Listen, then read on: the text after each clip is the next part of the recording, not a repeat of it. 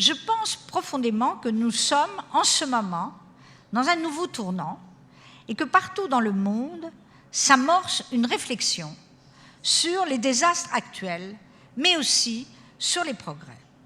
Comment faire pour réduire les inégalités sans porter atteinte aux libertés, quand on sait que 10% de la population mondiale possède plus de 80% des richesses disponibles? Comment faire quand on a comme moi le sentiment que les grands repères de la tradition sont détruits et que la société n'en propose pas de nouveaux? J'ai souvent l'impression qu'on ne peut ni regretter le passé, ni penser l'avenir. Quand on prétend restaurer le « c'était mieux avant », on ne fait que vouloir ressusciter des cadavres qui ne sont en fait que des spectres. Alors, où sont le bonheur, la vraie vie, la bonne vie, voire même la possibilité de rêver encore à une autre vie? Où sont tous ces possibles? Comment sortir de la simple survie, de la simple critique du présent qui conduit au nihilisme et à la négation de l'optimisme de la volonté?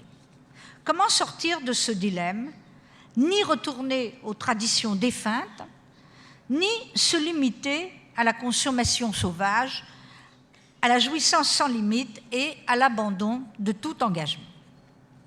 J'ai été élevée dans un monde dans lequel il n'existait ni téléphone portable, ni ordinateur, ni connexion en tout genre, ni télévision comparable à la nôtre aujourd'hui.